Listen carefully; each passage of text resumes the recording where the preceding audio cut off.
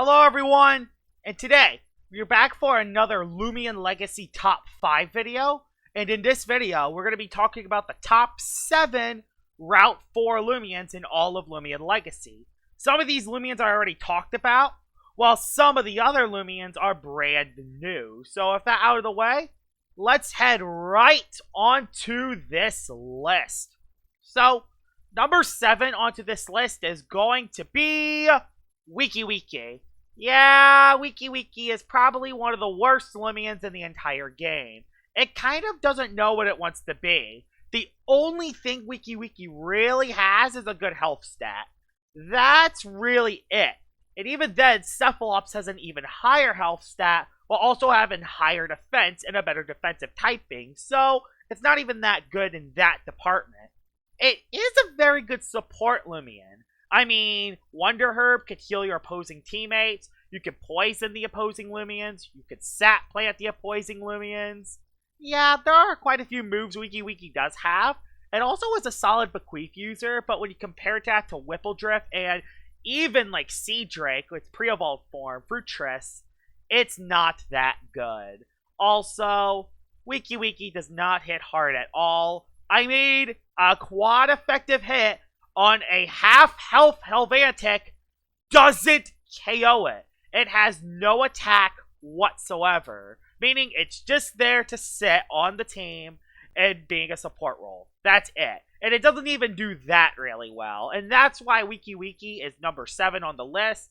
And that's why it's also the worst PvP Loomian in all of Loomian Legacy. Number 6 onto this list is going to be Luxor. Now, yes, I ranked Luxor pretty high last time on my Route 1 Loomians, but we're comparing all Luxor to the other Route 4 Loomians. The other Route 4 Loomians are really good, and while Luxor does have a couple advantages, like having Luminous Roar to stop Dark-type attacks, there are a lot of Loomians that do wall Luxor, kind of the same trouble as Avatros. At least compared to Avatros, you actually get your damage right away, and you have Fire Breath to actually hit those pesky plant types. So, which is something. You could also hit the metal types with it as well. So, Luxor does have some good synergy. The biggest problem is that Raging Howl, its main stab move, recoils Luxor, meaning that you can only get like 2 or 3 KOs before your Luxor ultimately goes down. And that's a massive problem. At least it does have setup, and it does have Flash and Flee. It does have other stuff as well, but its main damaging move is recoil. And that's why Luxor isn't the best. It's still a very solid Loomian. You could even run a mixed Luxor to have quick pounce. You could even run a chase down one if you really want. But honestly, Luxor, when you're comparing it to all the other Route 4 Loomians, definitely isn't the best one out there, and it falls short of the top 5. Number 5 onto this list is going to be Iguana. I wanted to put Iguana out of this top 5. I really did.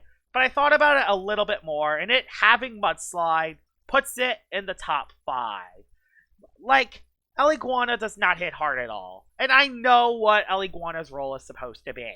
Bulky range tank with Rejuvenate. I get that. The problem is that Iguana has no offensive threat whatsoever. Even when you get hit by an electric type attack and get a +1 range attack, which can make it dangerous in certain situations, but it has a really awful offensive typing, light electric, meaning you actually can get walled by Beneki. And while it does have Mudslide, it's not enough to help Iguana. In fact, it actually gives Iguana 4-move syndrome, because you want to run Rejuvenate, you want to run Mudslide, but now you're missing either Tase or pivot options, and that's what makes Iguana struggle a lot. 4-move syndrome. And what does Mudslide do? Oh, you can hit Beneki now? Yeah, 5% of a Beneki's health? That is so useful. You could also run the specialty boots Iguana, but it's pretty much worse than Ikazude in pretty much every single front. Not a very good range tank, and not a very good boots user, and that's why it's only number 5. Number 4 onto this list is going to be Deathstroke. Yes, Deathstroke is a better range tank than Iguana. Yes, I know Deathstroke has more weaknesses than Iguana, but there's actually some good positives about Deathstroke. It's probably the bulkiest range tank in all of Loomian Legacy, When you combine its base HP with 115 and its range defense of 115, it can actually soak range hits probably the best out of any Loomian in Loomian Legacy. It also has Stratagem, so it's a legit offensive threat. You can actually hit the opposing Loomian for a lot of damage. You also have Poison, which is a way better status condition and more consistent compared to Tase. Meaning, in those poison types that is immune to poison, Stratagem hits them super effectively. You also have Photosynthesis as your healing move, Briar Block, and you also have Return to Sender. There's a lot of good ways to run Deathstroke, and it's honestly one of the better range tanks in Loomian Legacy. Yes, it's not as good as like Terraclaw, Terraclaw, Venolin, and like Centibars, but it's definitely better than Iguana. And while it is very weak on the melee side, that doesn't matter when you're swapping this in to range attackers, and that's why it's number 4 on this list. Number 3 onto this list is going to be Umbrat. Yes, Umbrat does have a lot of the same problems as Luxor, as it can recoil itself, but Umbrat is way better because you can actually utilize Chase Down better. Yes, you can use Chase Down on Umbrat, and while it only has Dark type moves, like yes, literally 30% of the meta can resist Dark type moves, but you have Chase Down. There is that legit threat of that plant type taking a ton of damage from Chase Down before it swaps out. It's a legitimately threatening move on Umbrat. Not to mention, it has Bulk Up, meaning it can actually stat boost its stats. It also has Raging Tackle, which hits extremely hard even though it does recoil yourself. And it has Quick Pounce priority. Umbrat is really good. It definitely deserves to be in the top 3 of this list, and honestly, it is probably an above-average Lumian. It's probably in the middle when we rank all the Lumians. Eventually, I am going to make a list ranking every Loomian in Loomian Legacy from worst to best, and Umbrat is honestly in the middle. It's honestly, for a very early Loomian that you get in the game, it's honestly very decent, and that's why it's number 3 on this list. Number 2 onto this list is going to be very interesting because it's Sochi. Now, Sochi is a very controversial Loomian to talk about because this thing hits extremely hard with Foul Chant. And when you combine it with its Mystic Wand, it's basically a free item spot for the rest of your team. It's awesome. It hits extremely hard, has amazing coverage, and it can absolutely nuke if used correctly. The biggest problem with Sochi is that it's extremely frail. Like, it can die to priority moves really easily, especially to Shadow Sprint. Not to mention that Sochi doesn't have the fastest speed stat. It has 89. 89 is a good speed stat, but you're pretty much forced to use a Baffle Loomian in order to utilize Sochi to its fullest potential. Not to mention, there are other faster Loomians with the same amount of coverage that does more damage, like the Ludrix, who has Pivot. You have Arpaigo, which has Magnify, Baneki that has, Boom Bash and Life Drain. There are other Loomians which are faster that can be utilized better and can actually hit harder than Sochi. Sochi is still very good, and if used correctly, is extremely dangerous. There are not many Loomians that can soak a hit from a Sochi, and that's why it's number 2 on the list, despite its flaws.